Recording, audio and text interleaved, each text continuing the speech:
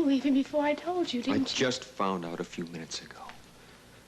And because you are blessed with such superhuman insights and perceptions, maybe you can understand that I need a little time alone to figure out how I'm going to deal with this. I understand. And can you also understand that about the last thing I need right now is to have you remind me of what my wife has been through since her miscarriage? Or to come to the hospital and see with my very own eyes the proof that you and Joe Kelly have collected against my wife?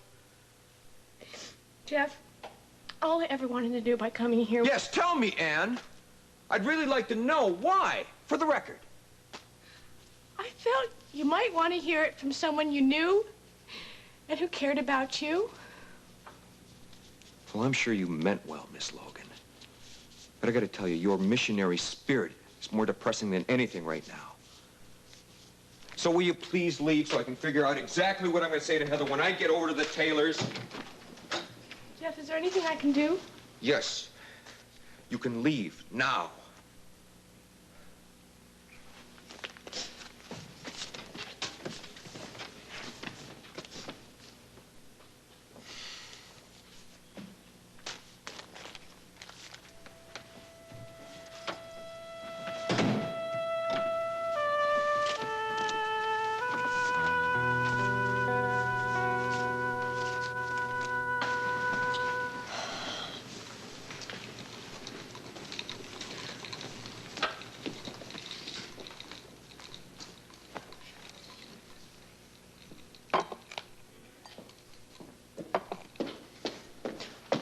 Hi, Diana.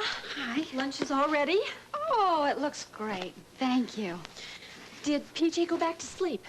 He didn't seem very tired, so I just left him alone in the nursery on the floor playing with his toys. Well, I'll try to put him down for a nap after we've had our lunch. You know, I really just hate leaving him alone with you. I mean, after all you went through today... I'll be all right. Well, if it helps at all, I'm sure that Peter probably fired Joe by now. And I'm certain that he's given Anne a piece of his mind. Diana, I just don't understand how anyone would want to play such an awful trick on me. Just think about how much fun we're going to have tonight at Jeff's party. Come on. Yeah, I'll try. Now, I've got to go to Dr. Elliott's, but when I get back, I want to see you all smiles, young lady, okay? I've got the fingerprint reports of Heather and Larry Joe and the lab reports and the tape erasures, and if that's not enough to convince Diana, there's Heather's recorded confession about the man in the park. Well, you still think you're going to have trouble? Well, I keep thinking what a terrible shock this is going to be for her. She's so fond of Heather, and to find out something like this about somebody you trust, it's not going to be easy. Well, it's better to find it out now rather than to go on trusting somebody like that. No, I know. I guess I'm just a little shocked myself. You leaving now? No, I'm going to wait here for Ann to get back from Jeff's. And then I'll be handy if you need me to follow up on anything. Okay, I'll see you later. Okay.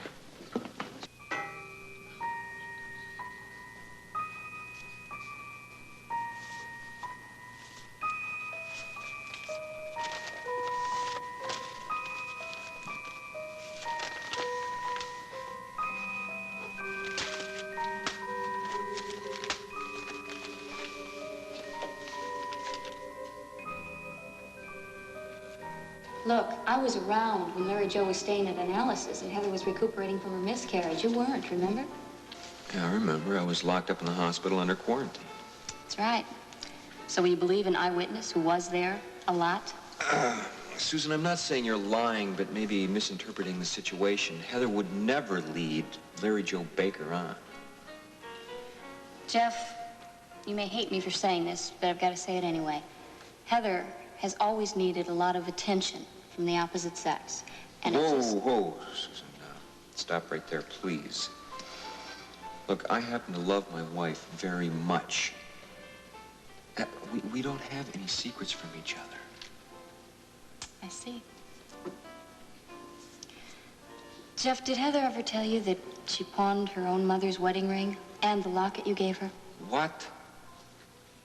No, I know you're wrong now. Heather and I were just talking about that the other night. In fact, she promised to wear that locket to my birthday dinner tonight. Well, it won't be around her neck, Jeff. Not unless she plans on making a quick trip to the pawn shop this afternoon. Look, Susan, if this conversation is gonna keep going on like this, maybe I should just say thanks for the lunch and go, because I don't want us ending up not liking each other, and we're about to head that way. Does this look familiar? Yeah, sure, H.W. Heather's mom embroidered Heather's monogram on a bunch of these and gave them to her for our wedding. How'd you get it? I found it in Larry Joe's hotel room just the other night, right next to his bed. Heather, please. You just have to put the whole thing out of your mind. How can I, Diana? Because it's ridiculous, that's why. Peter's had time now to not only fire Joe, but also to give him a good piece of his mind. Now, look, I can't go to my appointment with Dr. Elliot. If you're so upset like this, I couldn't possibly leave you. You're right. I'm sorry. It's very selfish of me to hold you up this way. No, I didn't mean that you were being selfish. I know what you're going through. I'm just trying to help you put the whole thing behind you. I'm all right now, really. Tell you what, why don't you go in and wash your face and come on back and we'll both have a nice lunch before I leave. Okay. You go splash some cold water on your face, all right? You'll see how much better you'll feel. I won't be but a minute. All right. You little monkey. Hey, how did you turn that on without me even hearing you? Mommy must have left it plugged in. Well, I tell you what, you can turn it on tonight at Jeff's surprise birthday party, okay? Yeah.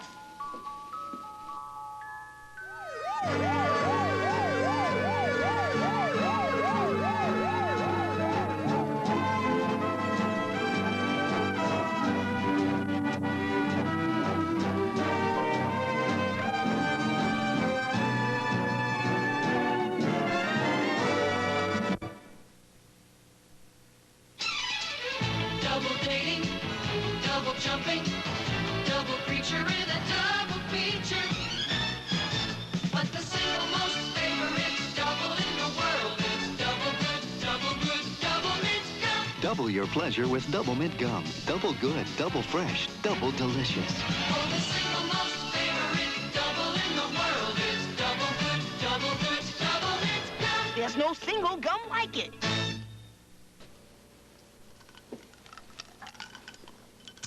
That was a perfect lunch for a summer afternoon. Yes, it was lovely. Are you feeling more relaxed? Yes, I'm fine, thanks to you. I'm glad. But I still think there's going to be trouble. I know as well as I know anything that Joe Kelly is going to try to fill your head with all kinds of terrible lies about me.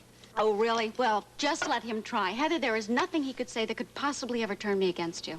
I hope not. I know, absolutely not. You don't have a thing to worry about, believe me. Thanks, Diana. That's nice to know. Hello? Diana, I just wanted to check, honey, and see if you're about ready to leave. Oh, yes, I'll be leaving here in a few minutes. Well, in that case, I'm glad I caught you. I just wanted you to know that I've postponed your appointment with Dr. Elliot. You have? Why? Well, I'll explain all that to you when I see you. When did you make it for? I just want to see you first, Diana. Look, I'm in my office now, and I'll wait here for you. All right, but what should I do if you get stuck with the patient or something? I won't be. What's the matter? Is business slowing down a little bit or something? No. I've cleared my schedule for us so we can just talk a little bit. Oh, all right then. How's PJ doing? He's fine. He's asleep, I hope. Well, good. I'll see you in a little while then, huh? Yes, I'm very anxious to talk about this whole Joe Kelly thing. I'll be leaving right away, Peter. Bye-bye. Peter wants to see me right away. Aren't you going to finish your iced tea? Oh, that's a good idea. You know, I probably wish I'd taken the whole glass with me once I hit that hot July sun.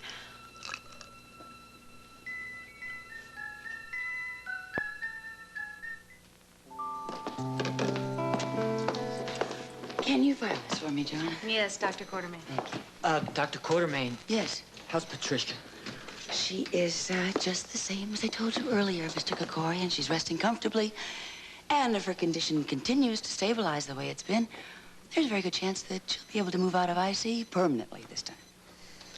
I never really understood why she was moved out of and then back into intensive care so quickly. Well, Dr. Webber felt that it was wise to take that precaution, that's all. Or was it a mistake on Dr. Webber's part to move her off this floor in the first not, place? Mr. Kakorian, please. Look, I'm going to say something to you once again. I wish you would accept it and understand what I'm saying. Your wife is very lucky to have Dr. Webber as her cardiologist. He happens to be one of the best in the country. Okay. I know you're very close to Dr. Webber, and so it's natural that you think a lot of him, but I've heard other people talking, and they thought it was unusual for him to turn over his surgery to an assistant. Well, I think and then not really, even stay in the hospital until she's out from under the anesthetic. I think you are putting too much importance on idle hospital gossip. Well, where there's smoke, there's fire. That's what I found out. And a man of Dr. Webber's stature is automatically a target for that kind of gossip just because of his reputation. Well, then why can't I see my wife, even for a brief visit? Why am I being kept from her? Because your wife is in very fragile condition, and Dr. Webber doesn't want anyone to upset her. I'm not gonna upset her. She's my wife. I love her. I understand that. Then please, let me see her. I'm sorry. Look, I can't give orders up here. Dr. Webber is the only one who can give permission for something like that. Well, I don't like this. I don't like this at all. But you are going to have to trust us to know what is best for your wife. Dr. Quartermain? Yes. Telephone. Oh, excuse me. Sure. Thank you. Hello, Dr. Quartermain. Oh, yeah, yes, Dr. Hodgekiss. Well, I can't leave the floor right away, but I'll get to your office just as soon as I can. Okay, thank you.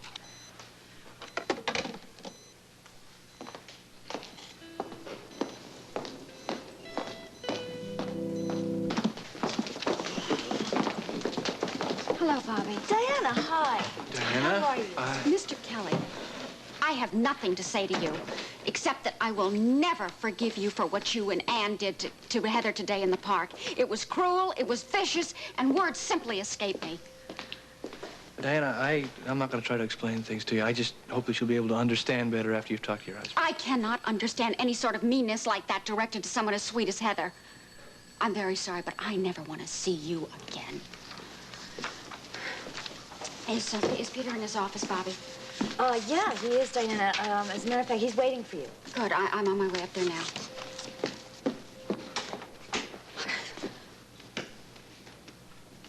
Diana, you okay? Fine. I'm fine. It's just, you know, it's such a hot summer day out, and it was so cold when I came in here. I'm sorry. Weather affects me like this. I'm fine. I'm fine. You sure? Yeah, fine. Really.